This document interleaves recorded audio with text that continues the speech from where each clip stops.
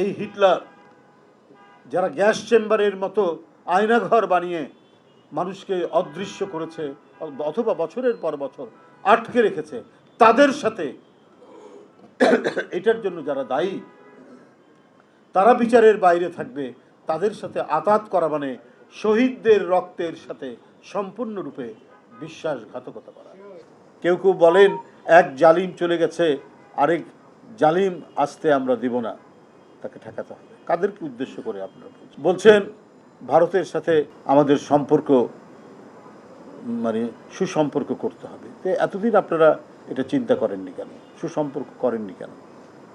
আবার বলছেন যে বাংলাদেশের ইয়েকে কি বলে যে পতিত স্বৈরাচারকে ক্ষমা করে। এই যে কথাগুলো, এই কথাগুলো তো এই গণতান্ত্রিক আন্দোলনে আমি যদি আরও মনে করি, আজকে যে ইলিয়াস আলী বলেন, চৌধুরী আলম বলেন, এখান থেকে শুরু করে চৌধুরী কি বলে যে হিরু বলেন, এরপরে আবরার, কত ছাত্র জনতা, রাজনীতিবিদ, শ্রমিক, মেধাবী ছাত্র আবরার থেকে শুরু করে এই যে ফাইয়াজ, আবু সাইদ, মুগ্ধ, রায়হান, এদের শহীদি আত্মদানের সাথে এটা কি বেঈমানি হয় না? এটা তো হয়। ভারতের সাথে বাংলাদেশের রাজনৈতিক দল যারা আছেন, কারা শত্রুতা করতে চান? কেউ তো শত্রুতা করতে চায় না, প্রতিবেশী সুলভ সম্পর্ক।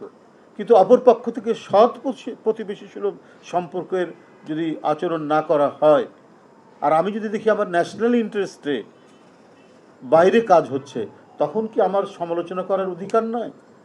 আমরা তো সেই সমালোচনাই করে আসছি। মৌলানা ভাসানী করেছেন, শহীদ রাষ্ট্রপতি জিয়াউর রহমান করেছেন, দেশনেত্রী বেগম খালেদা জিয়া করেছেন, দেশনায়ক তারেক রহমান করছেন।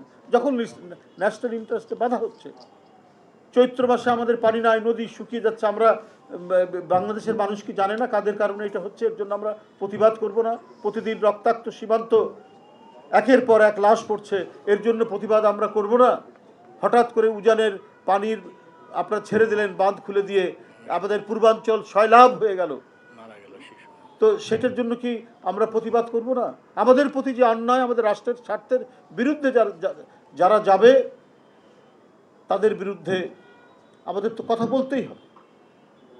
আপনার এই পতিত স্বৈরাচারকে 17-18 বছর টিকিয়ে রেখেছিল ভারত, এবং এই টিকিয়ে রাখতে গিয়ে আমাদের ভাষা, সংস্কৃতি, স্বাধীনতা, সার্বভৌমত্ব, গণতন্ত্র সব কিছু অবদমিত ছিল। আর এর জন্য দায়ী ভারত এবং তাদের কেন্দ্রীয় গোয়েন্দা সংস্থা। এটাই হচ্ছে আমাদের প্রতিবাদের কারণ। আমরা আমাদের দেশ, আমাদের ইতিহাস, ঐতিহ্য, সংস্কৃতি, আমাদের রাজনৈতিক পলিটিক্যাল ডেভেলপমেন্ট, আমাদের আন্দোলন সংগ্রাম, আমাদের বিপ্লব, সব কিছু মিলেই, উপাদান মিলেই আমরা আমাদের রাষ্ট্র আমরা পেয়েছি। অন্য রাষ্ট্রের এখানে হস্তক্ষেপের কি আছে? তাদের তো নিজস্ব রাষ্ট্র আছে, তারা তাদের নিজস্ব রাষ্ট্রের বিকাশ তারা ঘটাক, আমরা আমাদের রাষ্ট্রের বিকাশ ঘটাবো। কিন্তু অন্য কোনো রাষ্ট্রের যদি হস্তক্ষেপ হয়, একজন জাতীয়তাবাদী মানুষ হিসাবে প্রত্যেকটি মানুষ তো এটা ভালো চোখে দেখবে না, কখনোই এটাকে ভালো চোখে দেখবে না। আমরা যদি আতাতের রাজনীতি করতাম তাহলে না হয় বোঝা যেত, তখন বোঝা যেত না যে মুদ্রার এপিঠ ওপিঠ। কিন্তু আমরা যে তাদের কাছ থেকে বহু যোজন দূরে, আমরা গণতন্ত্রে বিশ্বাসী, বহুদলীয় গণতন্ত্রে বিশ্বাস আমাদের হচ্ছে নীতি, আমাদের দর্শন।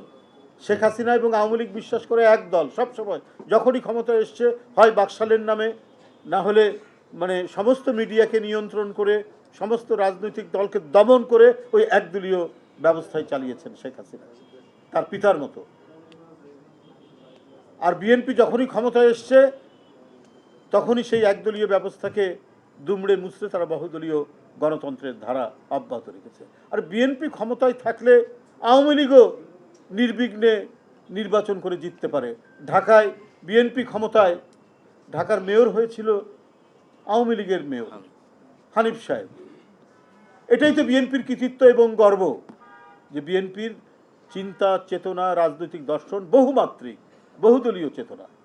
এই হিটলার যারা গ্যাস চেম্বারের মতো আয়নাঘর বানিয়ে মানুষকে অদৃশ্য করেছে অথবা বছরের পর বছর আটকে রেখেছে, তাদের সাথে এটার জন্য যারা দায়ী তারা বিচারের বাইরে থাকবে, তাদের সাথে আতাত করা মানে শহীদদের রক্তের সাথে সম্পূর্ণরূপে বিশ্বাসঘাতকতা করা।